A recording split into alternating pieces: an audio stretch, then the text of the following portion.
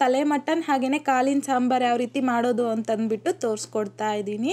ಈ ವಿಧಾನದಲ್ಲಿ ಒಂದ್ಸಲ ಟ್ರೈ ಮಾಡಿ ನೋಡಿ, ತುಂಬ ರುಚಿಯಾಗಿ ಬರುತ್ತೆ. ಖಂಡಿತ ನೀವೇನಾದರೂ ಮನೇಲಿ ಯಾವಾಗಲಾದರೂ ತಲೆ ಮಟನ್ ಸಾಂಬಾರು ಮಾಡಬೇಕು ಅಂತಂದರೂ ಸಹ ಈ ವಿಧಾನದಲ್ಲಿ ಏನಾದರೂ ಮಾಡಿದ್ರೆ ಖಂಡಿತ ಮನೆಯಲ್ಲಿರೋರು ಅಷ್ಟೇ ತುಂಬ ಇಷ್ಟಪಟ್ಟು ತಿಂತಾರೆ. ಅಷ್ಟೊಂದು ರುಚಿಯಾಗಿರುತ್ತೆ ಟೇಸ್ಟ್ ಅಂತೂ.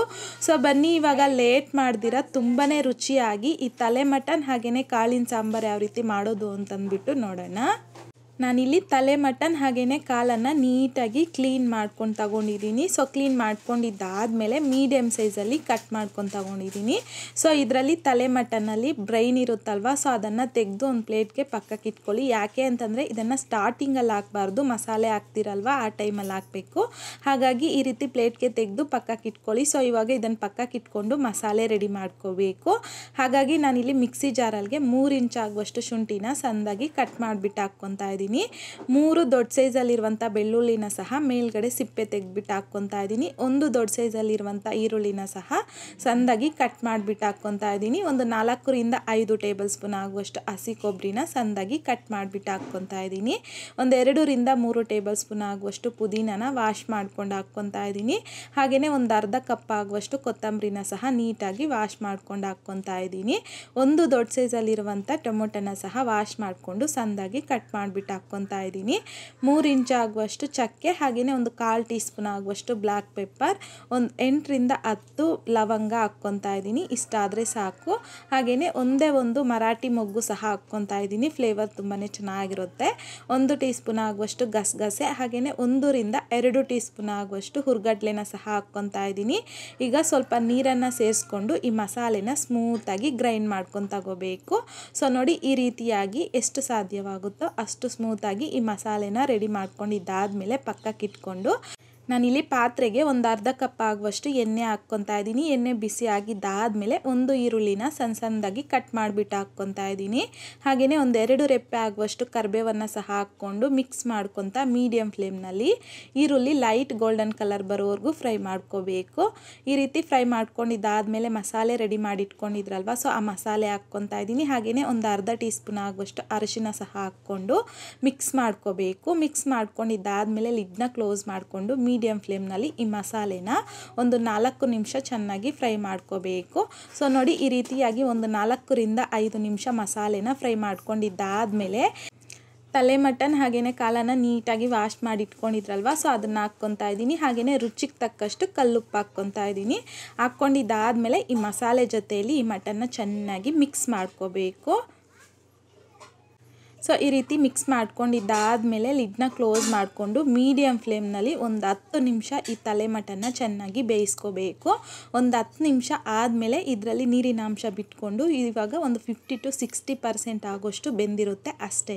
ಸೊ ಒಂದ್ಸಲ ಮಿಕ್ಸ್ ಮಾಡಿಕೊಂಡು ಈಗ ಇದರಲ್ಗೇ 1 ಲೀಟರ್ ಆಗುವಷ್ಟು ನೀರನ್ನು ಸಹ ಹಾಕ್ಕೊತಾ ಇದ್ದೀನಿ. ಹಾಕ್ಕೊಂಡಿದ್ದಾದಮೇಲೆ ಮತ್ತೊಂದು ಸಲ ನೀಟಾಗಿ ಮಿಕ್ಸ್ ಮಾಡ್ಕೋಬೇಕು. ಮಿಕ್ಸ್ ಮಾಡ್ಕೊಂಡಿದ್ದಾದಮೇಲೆ ಮೀಡಿಯಮ್ ಫ್ಲೇಮ್ನಲ್ಲಿ ಲಿಡ್ನ ಕ್ಲೋಸ್ ಮಾಡಿಕೊಂಡು ಮತ್ತೊಂದು 10 ರಿಂದ 15 ನಿಮಿಷ ಈ ತಲೆ ಮಟನ್ನ ಚೆನ್ನಾಗಿ ಬೇಯಿಸ್ಕೋಬೇಕು. ಸೊ ಈಗ ಒಂದು 80 to 90% ಆಗುವಷ್ಟು ತಲೆ ಮಟನ್ ಚೆನ್ನಾಗಿ ಬೆಂದಿರುತ್ತೆ. ಈಗ ಒಂದ್ಸಲ ಚೆನ್ನಾಗಿ ಮಿಕ್ಸ್ ಮಾಡಿಕೊಂಡು ಒಂದು ಇದರಲ್ಗೇ 3 ಟೇಬಲ್ ಸ್ಪೂನ್ ಆಗುವಷ್ಟು ಧನಿಯಾ ಪೌಡರ್ ಹಾಕ್ಕೊತಾ ಇದ್ದೀನಿ.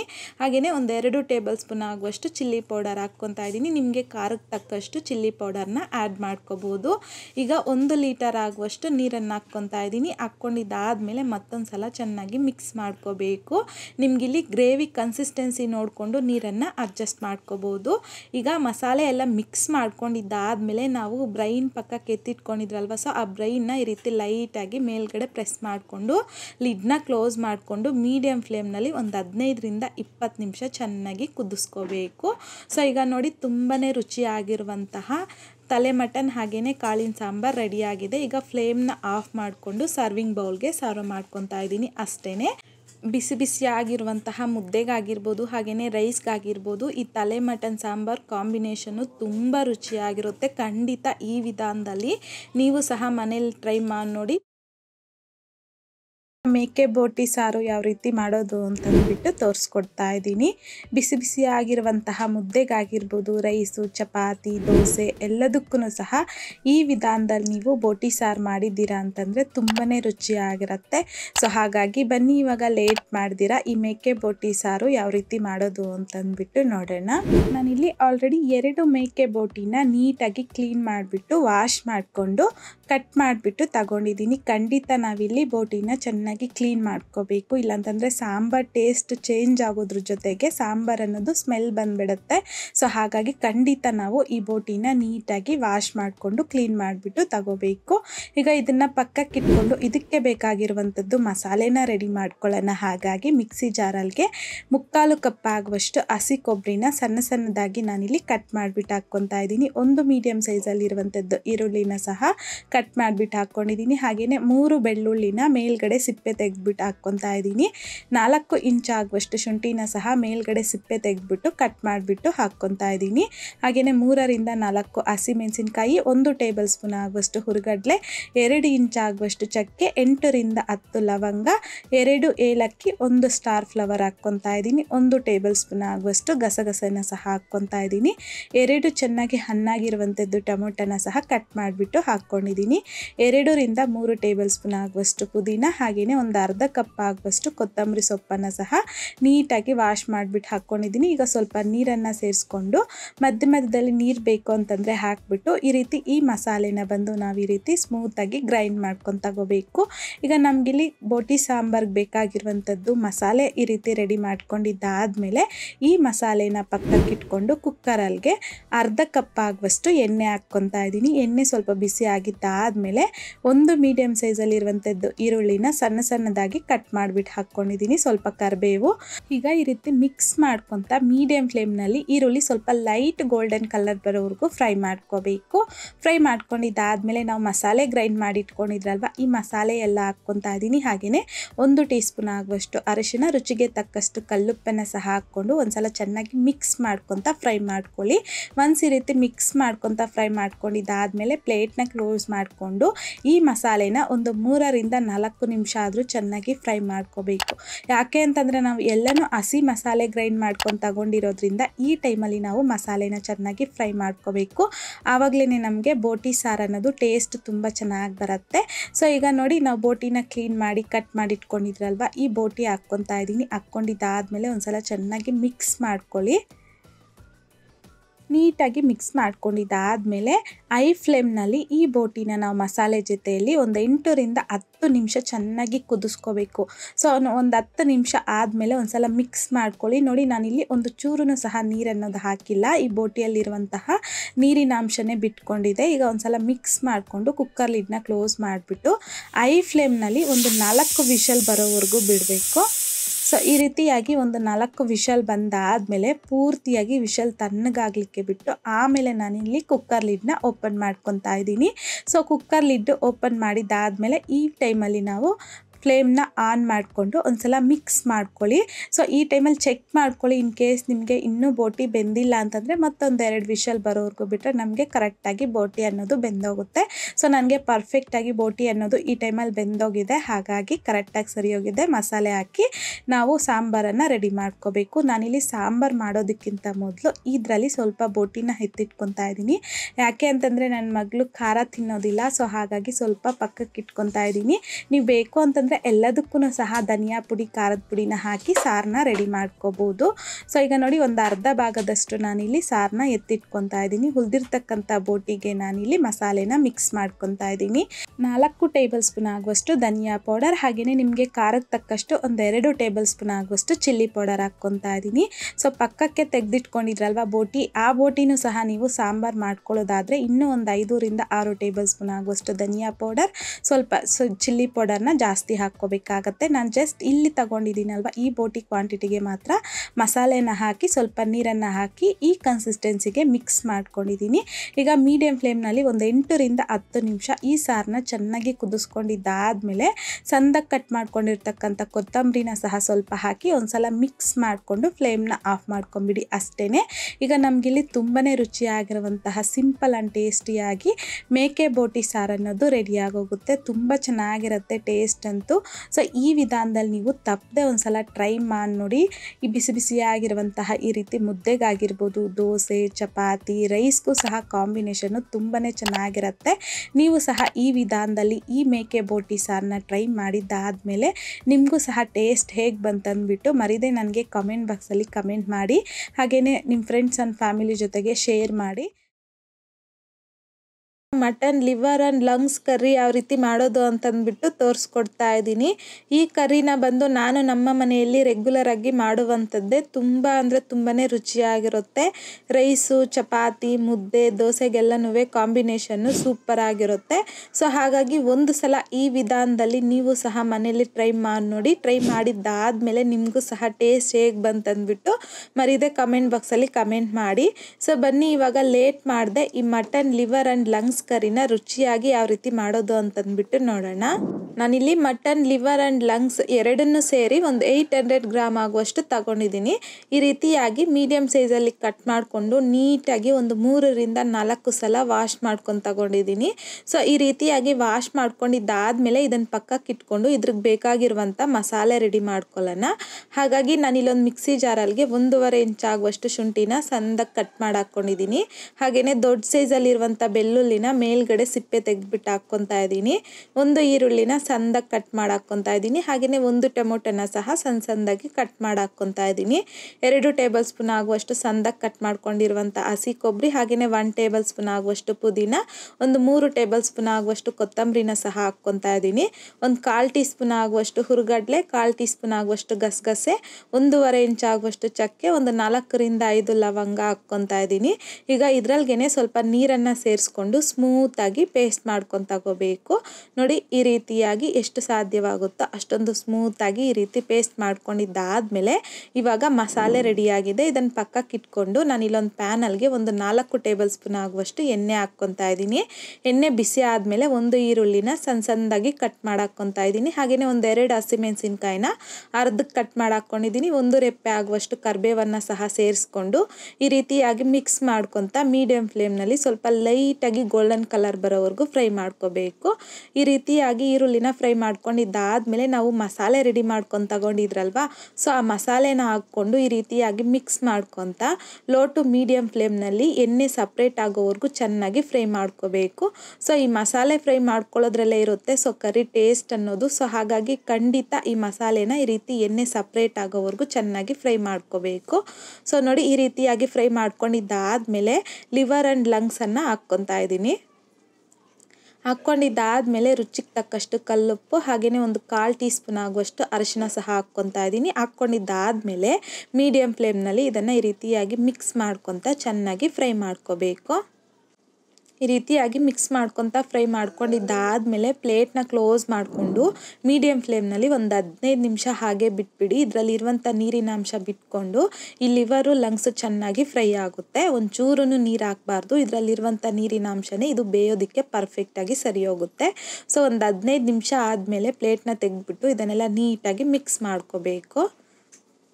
ಮಿಕ್ಸ್ ಮಾಡ್ಕೊಂಡಿದ್ದಾದಮೇಲೆ ಈಗ ಇದರಲ್ಗೇನೆ 1ರಿಂದ 1.5 ಟೇಬಲ್ ಸ್ಪೂನ್ ಆಗುವಷ್ಟು ಧನಿಯಾ ಪೌಡರ್ ಹಾಕ್ಕೊತಾ ಇದ್ದೀನಿ. ಹಾಗೆಯೇ ಖಾರಕ್ಕೆ ತಕ್ಕಷ್ಟು 1 ಟೇಬಲ್ ಸ್ಪೂನ್ ಆಗುವಷ್ಟು ಖಾರದ ಪುಡಿನ ಸಹ ಹಾಕ್ಕೊತಾ ಇದ್ದೀನಿ. ನಿಮ್ಮ ಟೇಸ್ಟ್ಗೆ ತಕ್ಕಷ್ಟು ಖಾರನ ಅಡ್ಜಸ್ಟ್ ಮಾಡ್ಕೋಬೋದು.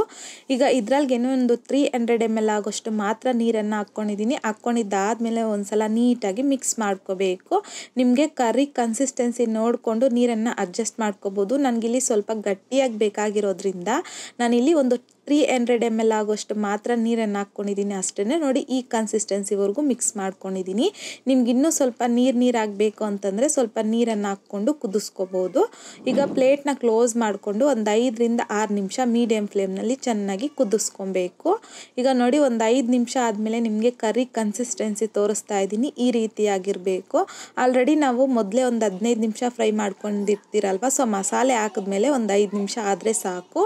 ಈಗ ನೋಡಿ ಸಣ್ಣದಾಗಿ ಕಟ್ ಮಾಡ್ಕೊಂಡಿರುವಂಥ ಕೊತ್ತಂಬರಿನ ಸ್ವಲ್ಪ ಸ್ಪ್ರಿಂಕಲ್ ಮಾಡಿಕೊಂಡು ಒಂದ್ಸಲ ನೀಟಾಗಿ ಮಿಕ್ಸ್ ಮಾಡಿಕೊಂಡ್ರೆ ತುಂಬ ಅಂದರೆ ತುಂಬಾ ರುಚಿಯಾಗಿರುವಂತಹ mutton liver and lungs curry ready ಆಗೋಗುತ್ತೆ. ಈಗ ನೋಡಿ ನಿಮಗೆ ಸರ್ವಿಂಗ್ ಪ್ಲೇಟ್ಗೆ ಸರ್ವ್ ಮಾಡಿ ತೋರಿಸ್ತಾ ಇದ್ದೀನಿ ಎಷ್ಟೊಂದು ಪರ್ಫೆಕ್ಟ್ ಆ್ಯಂಡ್ ಟೇಸ್ಟಿಯಾಗಿ liver and lungs curry ready ಆಗಿದೆಯೋ ಅಂತಂದ್ಬಿಟ್ಟು. ಸೊ ನಾನಿಲ್ಲಿ ದೋಸೆ ಹಾಗೆಯೇ ಮುದ್ದೆ ಜೊತೆಗೆ ಸರ್ವ್ ಮಾಡ್ಕೊತಾ ಇದ್ದೀನಿ. ದೋಸೆ ಮುದ್ದೆಗೆ ಕಾಂಬಿನೇಷನ್ನು ಸೂಪರ್ ಆಗಿರುತ್ತೆ, ರೈಸ್ಗೂ ಚಪಾತಿಗೂ ಸಹ ಚೆನ್ನಾಗಿರುತ್ತೆ. ಹಾಗಾಗಿ ಈ ರೀತಿಯಾಗಿ ನೀವು ಮನೇಲಿ ಒಂದ್ಸಲ ಟ್ರೈ ಮಾಡಿ ನೋಡಿ.